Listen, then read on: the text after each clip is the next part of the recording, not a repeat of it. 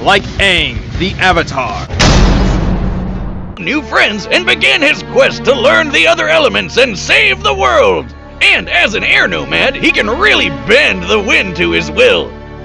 He can use air bending to create whirlwinds and tornadoes or slice through solid stone. And he can fly! Whee! What he actually does is manipulate the air currents to keep aloft. That's why he carries a glider. Anyway, Aang can use air in pretty much every aspect of his life, like for shields, increasing his speed, improving agility, adjusting his body temperature, and even focusing his breath to use as an attack. After he learned waterbending from Pakku and Katara, Aang can make whips, knives, and literal tsunamis. Sure. Waterbenders can also manipulate steam and ice. Like airbending, waterbending requires a nearby source of water to use, like a pond or a filled bottle. The same goes for earthbending, which Aang learned from his mentor Toph. Earthbending is all about throwing rocks at people, and a bunch of other cool stuff, like making walls and earthquakes and causing the ground to swallow you up. Last but certainly not least, Aang learned the art of firebending from his longtime rival, Prince Zuko. Unlike the other arts, firebenders can actually create fire to use at will.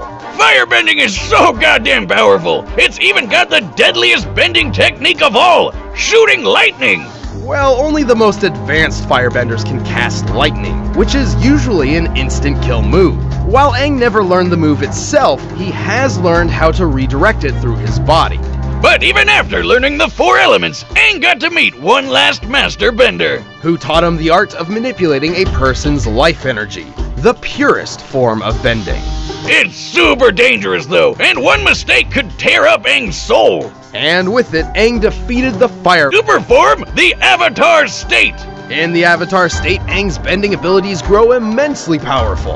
This is because the Avatar State lets Aang draw upon the power and wisdom of all previous Avatar incarnations. Though it is extremely risky, as dying while in the Avatar State ends the cycle of reincarnation permanently. With or without the Avatar State, Aang is plenty powerful. He has the ability to move gigantic stone columns, and even carve canyons around an entire city. Not only has he survived hits from earthbending kings and massive explosions, he threw this gigantic column of rock at the Fire Lord. To get the column's mass, 9,500 tons. Aang's super fast too. With airbending, he can run on water. Which, given his size, requires a movement speed of well over 67 miles per hour. He used airbending to block a giant column-destroying explosive attack from the best-named character on the show, Combustion Man! And he's proven he could redirect lightning from the Fire Lord himself. Taking into account the distance between them and how far Aang's arm had to move to catch the lightning, he would have to react at least 155 times faster than sound.